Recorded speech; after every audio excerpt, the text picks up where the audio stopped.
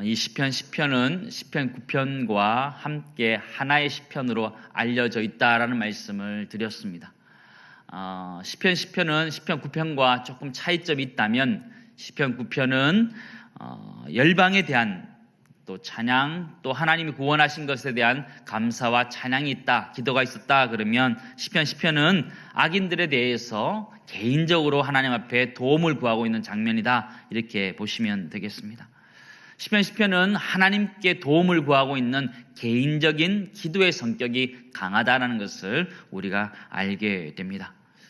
악한 자가 가난한 자를 심히 핍박하고 하는 이 환난의 때에 하나님께서 숨어 계시는 것으로 묘사되고 있습니다. 악인들에 대해서 이 시편 기자는 전통적으로 악인들이 어떠했다는 것들을 2절부터 11절까지 자세하게 하나하나 길게 설명해 주고 있습니다. 그러나 이 악인들이 하나님을 두려워하지 않고 있다라는 것들도 지적해 주고 있습니다.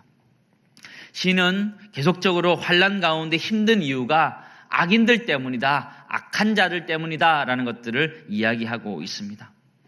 2절에서 11절 말씀을 보시면 7번이나 악인, 악한 자, 그의 모든 사상, 그의 길, 또 그의 마음, 그의 입이라는 그 단어를 가지고 주어를 사용하면서 악을 주체적으로, 고의적으로 행하고 있음을 이야기해 주고 있습니다.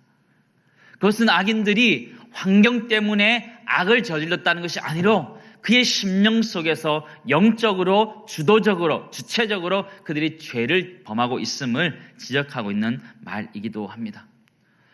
환난이라는 것이 원수들 때문에, 악한 자들 때문에 와 있다라는 거 시편은 이야기하고 있으며 시인은 그렇게 기도하고 있는데, 오늘 특별히 시편은 여호와 때문에 기도하고 있음을 보여주고 있습니다. 특별히 숨어 계시는 하나님 때문에 기도하고 있음을 말해주고 있습니다. 1절 말씀 보시기 바랍니다. 여호와여 어찌하여 멀리 서시며 어찌하여 환난 때에 숨으시나이까. 어찌하여 이렇게 표현하고 있으면서 여호와께서 환난 때에 숨어 계신다, 이렇게 표현해 주고 있습니다. 이 숨어 계신다, 이 표현은 그죠? 하나님에 대해서 의심하는 이런 표현들은 아니고요. 하나님이 왜 나타나지 않았을까 의아해하는 이 시편 기자의 고백이기도 합니다. 숨어 계시는 하나님이라는 것은요, 우리 신앙생활하고 기독교 영성에 있어서 가장 오래된 주제 중에 하나이기도 합니다. 우리의 주제이기도 하지요. 그냥 기독교 영성의 주제일 뿐만 아니라 우리 삶에, 우리가 살아가는 데 있어서 우리가 고민하고 있는 주제이기도 하지요. 하나님 왜 이때까지 왜 안 하시는지, 우리 가운데 왜 이렇게 어려움이 있는지 계속적으로 물어가는, 왜 하나님 숨어 계시냐고 물어보는 주제이기도 합니다. 우리는 살아가면서 하나님이 숨어 계신 것 같다는 그런 것들을 경험하게 됩니다. 그것은 우리 같은 평범한 사람뿐만 아니라 위대한 신앙을 가졌던 사람들도 마찬가지였습니다. 엘리야 선지자를 여러분 잘 기억하시죠? 그가 위대한 일을 했지만 그 역시 하나님이 언제까지입니까? 아방을 위시한 그 우상 숭배들이 계속되어지는 그 모습을 볼 때 이것이 언제까지, 하나님 왜 숨어 계십니까? 라고 답답했던 것이 그의 모습이기도 했습니다. 열왕기상 19장 10절 말씀 보시기 바랍니다. 그가 대답하되 내가 만군의 하나님 여호와께 열심히 유별하오니, 예전 성경은 특심하오니 이렇게 했었죠. 이는 이스라엘 자손이 주의 언약을 버리고 주의 제단을 헐며 칼로 주의 선지자들 죽였으며 오직 누구만 남았다는 거예요? 나만 남았거늘 그들이 내 생명을 찾아 빼앗으려 하나이다. 그죠? 나만 혼자 남은 만큼 하나님 도대체 뭐하고 계시냐고, 하나님은 어디 숨어 계시냐고 하는 이 시편 기자의 고백이 우리의 고백이죠. 엘리야의 고백이 우리의 고백이라는 것을 우리는 너무나 잘 알게 됩니다. 우리도 그러지요. 하나님 도대체 왜, 언제 이 일을 이루시려고 하나님 나타나지 않으시고 있냐고, 하나님 왜 숨어 계시냐고 우리가 기도하지요. 하나님 왜 그러시는 걸까요? 우리랑 숨바꼭질 하는 건가요? 그죠? 찾아봐라, 그런 건가요? 하나님 왜 숨어 계실까요? 하나님 왜? 첫 번째는 하나님은 악인들이 돌이키는 것을 기다리고 계신다라는 것을 우리는 알게 됩니다. 에스겔 33장 11절 말씀 보시면 나는 악인이 죽는 것을 기뻐하지 아니하고 악인이 그의 길에서 돌이켜 떠나 사는 것을 기뻐하노라. 하나님이 악인들에게 기회를 주고 계시는 거죠. 그들이 돌이키도록 하나님이 기다리고 참고 계시다는 거예요. 하나님이 준비가 되지 않아서 나타나지 않는 것이 아니라 그들이 하나님 앞에 돌이키도록 기다리고 기회를 주고 계시는 하나님. 하나님이 준비되지 않는 것이 아니라 악인들이 돌이키도록 인내하면서 참고 계시는 그 하나님의 모습을 우리가 보게 된다는 것이에요. 그럴 때 우리는 때로 하나님이 숨어 계시는 것 같이 우리가 느낄 수도 있다는 거예요. 또 한 가지는 하나님은 의인들이 연단되어지기를 기다리신다라는 거예요. 하나님은 우리가 연단되어져 가는 것을 기다리고 계시는 분이기도 합니다. 우리가 아이들을 양육할 때에 따라서 그에게 우리가 적절하게 행동할 때 그 신앙이 그가 이렇게 잘 자라나는 것처럼 요구하는 것마다 다 주는 것이 정말 그에게 올바른 것이냐? 그렇지 않은 거잖아요. 하나님도 마찬가지라는 거예요. 하나님도 우리가 연단되어져 가는 과정을 통해서 신앙의 성장해 가는 것들을 원하신다는 거예요. 욥기 23장 10절 말씀 보시면 그죠?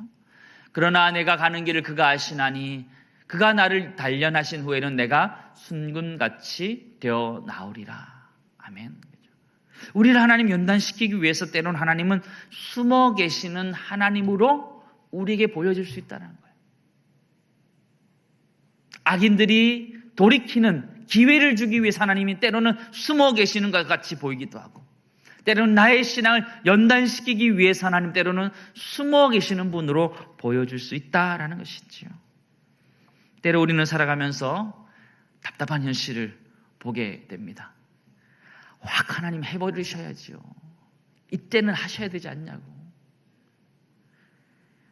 답답할 때가 있지요.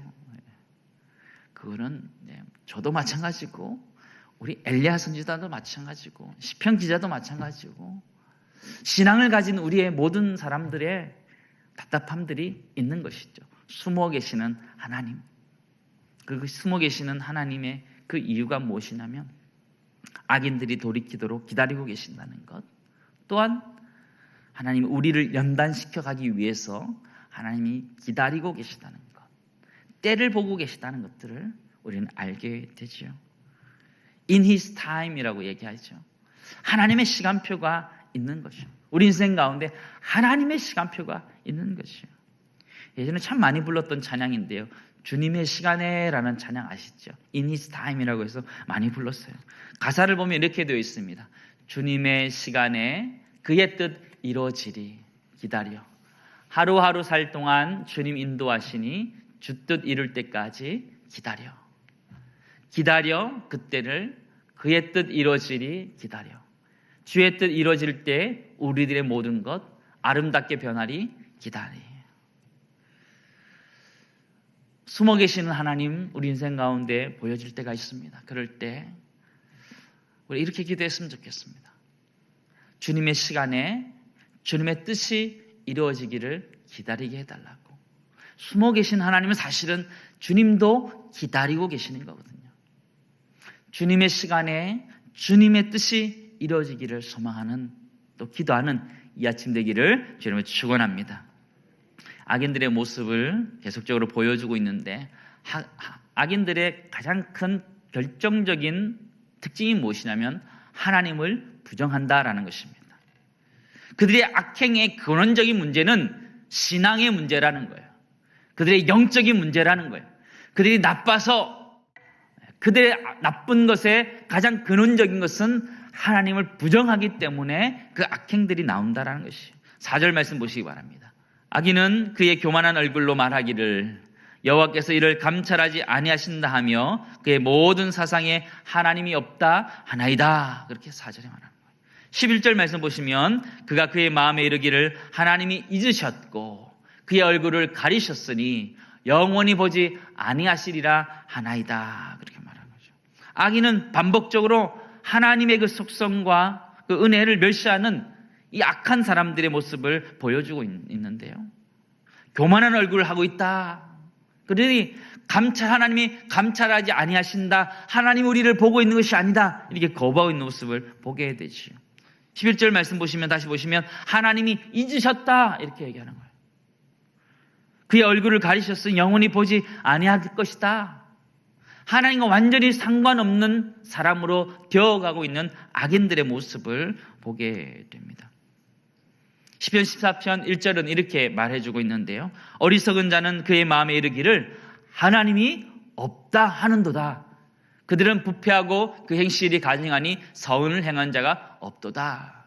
그들이 부패하고 행실이 가증한 이유가 무엇이냐? 그의 마음에 하나님이 없기 때문에, 하나님이 나를 보고 계신다는 것을 그들이 인지하지 못하기 때문에 그들이 악행을 행하고 있음을 우리들에게 보여주고 있습니다. 우리의 문제로 적용해 본다면 우리가 이 세상 살아갈 때에 중요한 것이 무엇이냐면 내가 악행을 행하느냐 행동의 모습 그 이전에 내 마음에 하나님이 계시느냐 그것이 더 중요하다는 거예요. 하나님이 보시기에 내가 어떻게 살아가느냐 그것이 훨씬 더 근원적인 문제고 근본적인 문제라는 거예요. 요셉이라는 사람을 우리 잘 알지요. 창세기 39장 9절 말씀 보시면 그가 보디발의 아내로부터 유혹받았을 때 그가 이렇게 고백하지요. 내가 어찌 이 큰 악을 행하여 하나님께 득죄하리까? 이게 중요한 거예요. 하나님께 득죄하는 것. 하나님을 인지하고 하나님을 인식하고 살아가는 인생이 복 있는 인생인 줄 믿습니다. 그게 복이라는 거예요. 악인들은 하나님을 인지하지 못하는 거예요. 하나님이 계신다면 그렇게 하지 못할 때인데 그들이 하나님을 가리고 있는 모습을 보게 되죠. 두 번째 기도할 때 우리 하나님 앞에 살아가는 것이 복임을 깨닫고 기도하는 이 아침 되기를 간절히 소망합니다. 하나님을 인식하고 하나님을 기억하면서 살아간다는 것 그 자체가 아름다운 복의 출발인 줄 믿습니다. 시편 기자는 이제 악인들에게 너희가 감찰하지 아니하신다, 하나님 돌보시지 않는다 그렇게 얘기했는데 그게 아니다라고 정확하게 반박하고 있습니다. 14절 말씀 보시기 바랍니다. 14절 같이 한번 읽겠습니다. 주께서는 보셨나이다. 주는 재앙과 원한을 감찰하시고 주의 손으로 갚으려 하시오니 외로운 자가 주를 의지하나이다. 주는 벌써부터 고아를 도우시는 이신이다. 너는 악인들이 얘기할 때 지금에야 하나님이 도우시는 분이 아니라 벌써부터 도우시는 분이다. 하나님이 벌써부터 도우시는 분이다 라고 말하고 있는 거예요. 우리 때로 하나님이 숨어 계시는 것처럼 보여지기도 하지요. 그러나 하나님은 벌써부터 도우시는 분이라는 것들을 우리에게 말씀해 주고 있음을 기억하면서 그 하나님 붙들고 나갈 수 있는 우리 모두가 되기를 간절히 소망합니다.